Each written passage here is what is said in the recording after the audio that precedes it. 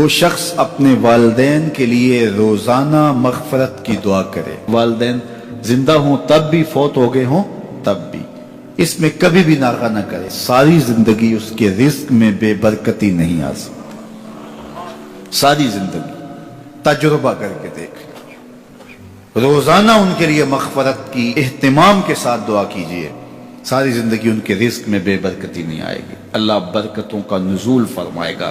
تو خوش نصیب وہ ہیں جو اپنے ماں باپ کی عزت کرتے ہیں، ان کے سامنے اپنے بازو سکیڑ کے رکھتے ہیں اور ان کے معاملات میں، ان کے طرز زندگی میں، ان کے انداز معاشرت میں خوش رہتے ہیں اور انہیں راحت، آسانی اور ان کے لیے محبتیں بچھاتے ہیں، تو اللہ تعالیٰ ان کے لیے آسانیاں پیدا کرتا ہے، رحمتیں پیدا کرتا ہے۔ والدین کے حوالے سے ضرور آپ اور میں دیکھیں کہ ہم سے کوئی کوتاہی سرزد تو نہیں ہو رہی، اور اگر والدین فوت ہو گئے ہیں، انتقال کر گئے ہیں، تو آپ کہیں کہ یہ باتیں ہم نے پہلے سنی ہوتی تو بڑا فائدہ ہوتا، اب تو والدین اس دنیا سے جا چکے ہیں، تو اب ہم ان کی خدمت کیسے کر سکتے ہیں؟ ان کے لیے دعا کریں، ان کی روح بھی آپ سے راضی ہو جائے، ان کے لیے جمعۃ المبارک کے دن سورہ یاسین پڑھے جا کے ان کی قبر پہ، تو ان کی بھی مغفرت ہو جائے گی، آپ کی بھی مغفرت ہو جائے گی۔ یہ والدین کے ساتھ اس نے سلوک کا نتیجہ ہے۔ والدین کی رضا جوئی ہمیشہ ملحوظ رکھو، یہ تمہارے لیے دین ہے۔ نوافل پڑھے جا رہے ہیں لیکن ماں باپ کو ضرورت ہے تو ان کی خدمت نہیں کر رہے، اللہ کو وہ نوافل قبول نہیں ہے۔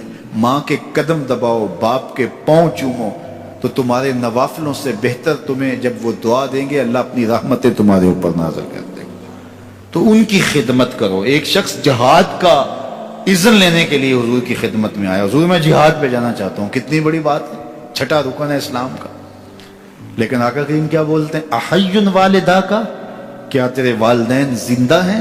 قال نعم، کہا جی حضور زندہ ہیں۔ قال ففیہ ما فجاہد، کہا جا ان کی خدمت کر، یہی تیرا جہاد ہے۔ ماں باپ بیمار پڑے اور بیٹا جہاد پہ گیا، اللہ کے رسول اس کی حوصلہ افزائی نہیں کی ہے۔ میں ایک دن گزر رہا تھا تو فجر کی نماز کے بعد ایک گھر کے سامنے کافی لوگ کھڑے تھے، تو میں نے پوچھا کیا ہوا، تو کہنے لگے کہ فوتگی ہو گئی ہے۔ تو میں نے کہا کہ ان کا کوئی بیٹا نظر نہیں آ رہا، کہا تینوں بیٹے تبلیغ پہ گئے ہوئے ہیں۔ میں نے کہا اچھا ماں کی پھر اچانک طبیعت خراب ہوئی ہوگی، کوئی ہارٹ کا مسئلہ بن گیا؟ کہا نہیں ماں فالج میں مبتلا تھی۔ میں نے کہا پھر تو بہت زیادتی ہے کہ ماں فالج میں مبتلا اور تینوں بیٹے تبلیغ پہ گئے ہوئے۔ ماں کو ضرورت ہے اور بیٹا جا کے پیر کے دربار پہ بیٹھا ہے، غوث اعظم بھی ہیں تو فیض نہیں ملے گا۔ پہلا مرشد ماں ہے۔ میں بارسلونا کے ایئرپورٹ پہ تھا تو وہاں کوئی اپنا ہم زبان مل جائے بیرونی دنیا میں تو بڑا اچھا لگتا ہے، تو مجھے لگا کہ ساتھ والے بینچ پہ کوئی ماں بولی بول رہا ہے، تو میں لڑک گیا، تو وہ انڈین پنجاب کے لوگ تھے، تو کہا کہ یہ ہمارا دوست ہے، اس کو ہم الوداع کرنے آئے۔ تو میں نے پوچھا کتنے عرصے بعد جا رہے ہو؟ تو وہ کہنے لگا 27 سال 3 ماہ بعد۔ تو مجھے دلچسپی پیدا ہوئی، تو میں نے کہا کہ اتنا عرصہ؟ کہا کہ بس وہ آیا تھا اور ایسا الجھا، کاغذات کا مسئلہ بن گیا، تو اب اللہ نے بہتری کیا تو اب جا رہا ہوں۔ جب آیا تھا عنفوان شباب تھا اور اب تو بڑھاپا اتر رہا ہے، اور بڑے حسرت بڑے انداز میں کہنے لگا پتہ نہیں میرے گھر والے اب مجھے پہچانتے بھی ہیں یا کہ نہیں، 27 سال 3 ماہ بعد جا رہا ہوں، پتہ نہیں میرے گھر والے اب مجھے پہچانتے بھی ہیں یا نہیں۔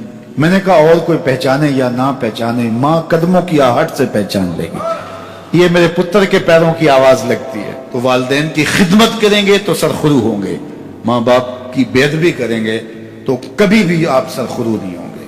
تو والدین کی رضا کو اللہ کی رضا سمجھو، رضا اللہ فی رضا الوالد و سخط اللہ فی سخط الوالد۔ والدین کی رضا میں اللہ کی رضا چھپی ہے اور والدین کی ناراضگی میں اللہ کی ناراضگی چھپی ہے۔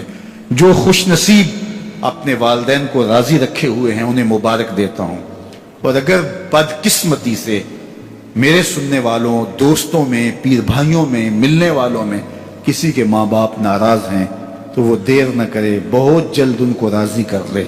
ان کی رضا تمہیں دنیا آخرت کی سرخرویاں اور کامیابیاں نصیب کرے گی۔